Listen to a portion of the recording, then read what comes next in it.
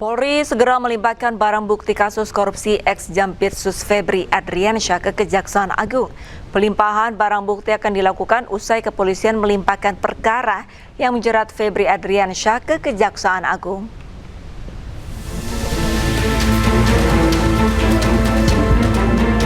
Korps Pemberantasan Tindak Pidana Korupsi Polri akan melimpahkan barang bukti terkait kasus dugaan korupsi, 3 kasus korupsi dan tindak pidana pencucian uang yang menjerat ex-Jaksa Agung Muda bidang tindak pidana khusus Febri Adriansyah dalam waktu dekat.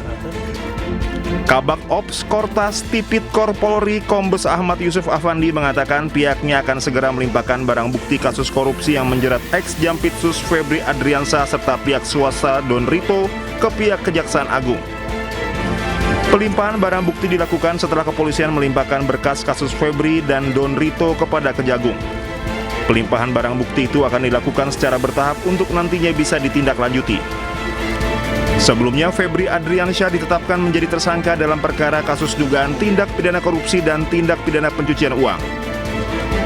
Penetapan itu diumumkan bersamaan dengan pelimpahan penanganan 3 perkara dari Polri kepada Kejaksaan Agung. Ketiga kasus tersebut yakni dugaan korupsi batubara, Asabri, dan Krakatau Steel. Selain Febri, ada juga tersangka lain yang ditetapkan yakni Don Rito. Penetapan tersangka dilakukan setelah penyidik memeriksa 15 saksi, 2 orang ahli, serta melakukan penggeledahan di sejumlah lokasi. Tim Liputan Anyus melaporkan.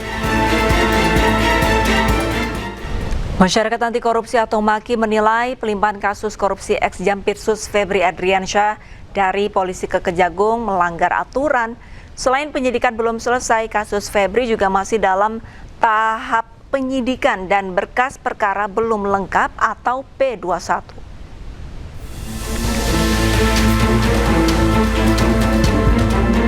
Setelah mengundurkan diri sebagai Jampitsus, polisi langsung menetapkan Febri Adriansyah sebagai tersangka korupsi dan tindak pidana pencucian uang. Polisi pun segera melimpahkan penanganan perkara ke Kejaksaan Agung.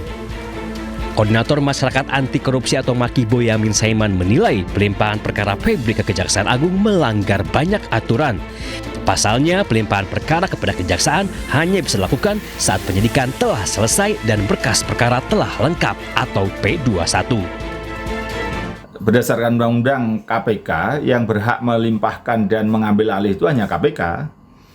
Kalau dari penyidik kepada kejaksaan itu hanya pelimpahan berkas perkara atau penyerahan berkas perkara untuk dinilai lengkap atau masih kurang sehingga diberi petunjuk gitu. Nah, kalau lengkap dinyatakan lengkap maka diserahkan tersangka dan barang buktinya. Dan kalau tidak lengkap dilengkapi lagi gitu di petunjuknya gitu. Nah, ini polisi belum melakukan apa-apa, baru menggeledah, belum melakukan pemeriksaan saksi, belum menggeledah yang lebih jauh lagi kalau memang ada, dan kemudian belum menghitung kerugian negara. Tiba-tiba disuruh melakukan pelimpahan kepada kejaksaan. Ini betul-betul prematur, ini betul-betul dibunuh sebelum lahir bahkan gitu. Jadi ini yang menurut saya salah kaprah, melanggar KUHAP. Sementara itu, menurut Kortas Tipikor Polri, pelimpahan kasus Febri ke Kejagung dilakukan demi membangun sinergi kelembagaan antar penegak hukum. Yang pertama, kita telah sepakat dengan Kejaksaan Agung bahwa penanganan Polri, penanganan penyidikan terhadap 3 perkara telah dilimpahkan ke Kejaksaan Agung dalam rangka untuk sinergitas yang tadi telah disampaikan oleh PLT Jampitsus. Febri Adriansyah ditetapkan polisi sebagai tersangka korupsi untuk 3 kasus sekaligus, yakni korupsi pasokan batubara PLN, PT Asabri, dan PT Krakatau Steel. Sebelumnya, polisi telah menggeledah 13 lokasi, salah satunya rumah Febri di Sentul, Jawa Barat. Polisi mengamankan 476 miliar rupiah dan 74 kg batang emas. Walaupun sudah ditetapkan sebagai tersangka, namun hingga kini ex-Jampitsus itu belum ditahan, bahkan belum diketahui di mana rimbanya. Tim Liputan Ainus melaporkan.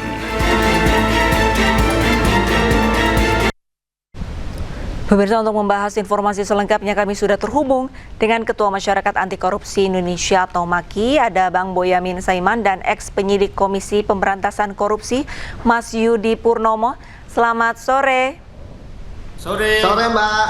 Sehat Bapak-Bapak? Alhamdulillah. Alhamdulillah. Alhamdulillah. Saya akan menuju ke Bang Yudi dulu, Mas Yudi. Mas Yudi, kalau misalkan dari sudut pandang Anda, dari penyerahan kasus ini sebenarnya sudah sesuai dengan hukum atau tidak sih? Ya, memang kalau kita bicara mengenai hukum formal yang ada di negara kita, ya ini baru pertama kali ya ada pelimpahan dari kepolisian penyidik ke penyidik ya di penyidikan Kejaksaan Agung gitu ya. Karena selama ini misalnya pertama dalam sistem MOU itu kan kalau misalnya ada penyelidikan di masing-masing instansi terhadap satu kasus korupsi yang sama, maka begitu naik penyelidikan itu yang dilimpahkan kepada instansi tersebut. Kemudian yang kedua, dalam KUHP sendiri memang penyidik Polri itu ya menyerahkan berkas perkara ketika memang sudah lengkap, sekaligus menyerahkan tersangka dan barang bukti. Kemudian yang ketiga yang dikenal ada dalam Undang-Undang KPK adalah KPK menerima pelimpahan dari kepolisian maupun kejaksaan seperti itu, ataupun KPK bisa mengambil alih.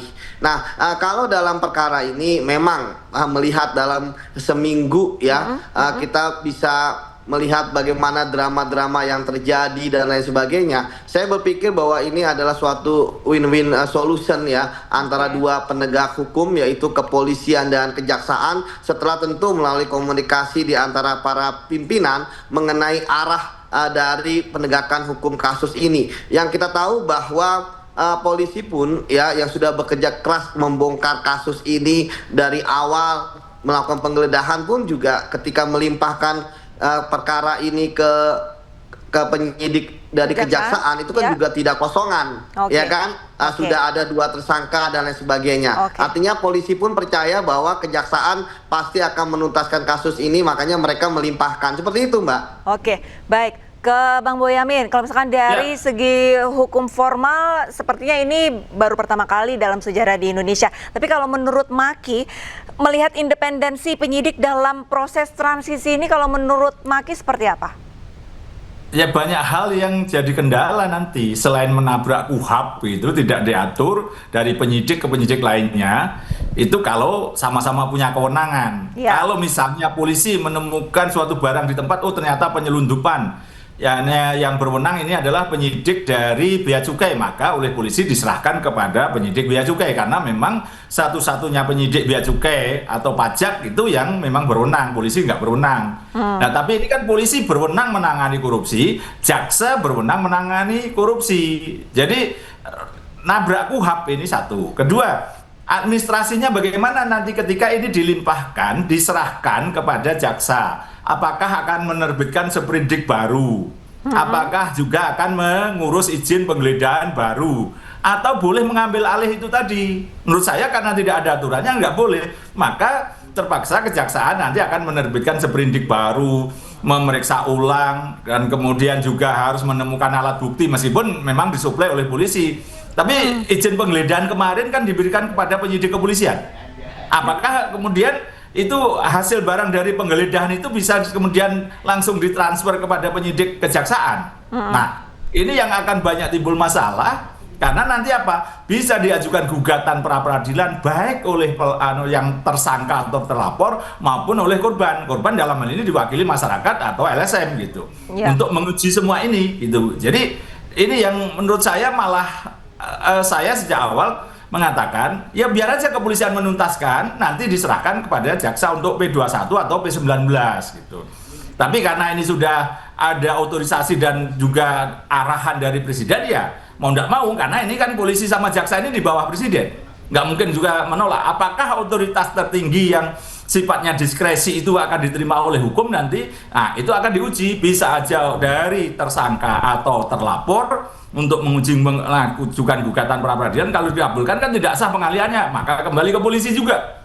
Nah, mungkin itu bagi tersangka atau terlapor tidak nyaman, biar aja tetap di kejaksaan misalnya begitu, tidak akan mengajukan uji pra-peradilan. Tapi masyarakat yang bisa diwakili LSM atau ormas bisa aja mengajukan gugatan untuk mengatakan ini perpindahan, ini bukan pengalihan ya, atau penyerahan berkas. Tapi bahasa saya perpindahan dari penyidik kepolisian dipindah ke penyidik kejaksaan. Nah, itu yang belum diatur gitu.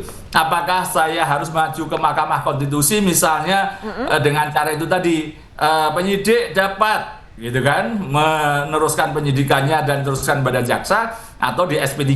Nah, tambahan nomor 3 termasuk boleh dilimpahkan ke penyidik lain yang menangani perkara yang memang berwenang. Artinya ini dari penyidik polisi kepada penyidik kejaksaan. Itu yang pertama. Atau judicial review ke Mahkamah Konstitusi. Alasan dihentikan penyidikan. Nah, 1, bukan perbuatan pidana. 2, alat bukti tidak cukup. 3, demi hukum. Demi hukum itu karena apa? Karena dipindahkan ke penyidik yang lain. Ini banyak hal masalah yang menurut saya ini bisa jadi ujian doktoral banyak orang ini nanti ke disertasi misalnya gitu, Mbak. Tapi Bang Boyamin, ada beberapa pendapat yang menyampaikan kenapa harus dilimpahkan atau diserahkan ke kejaksaan, kenapa tidak diserahkan ke KPK? Kalau menurut Anda? Ya, rugi kalau diserahkan KPK karena apa? Perkara ini sudah pernah dilaporkan ke KPK. Salah satunya saya termasuk di dalamnya akhir 2024. Terus ditambah teman-teman Komsak itu di 2025 berkaitan dengan dugaan yang suplai batubara kepada PLN yang jadi klaster pertama. Tapi KPK tidak ada respon. Ya kalau sekarang diserahkan ke mereka ya kemarin dalam konfres di Polda Metro Jaya aja 2 deputi sudah diundang kabur menghilang gitu kan.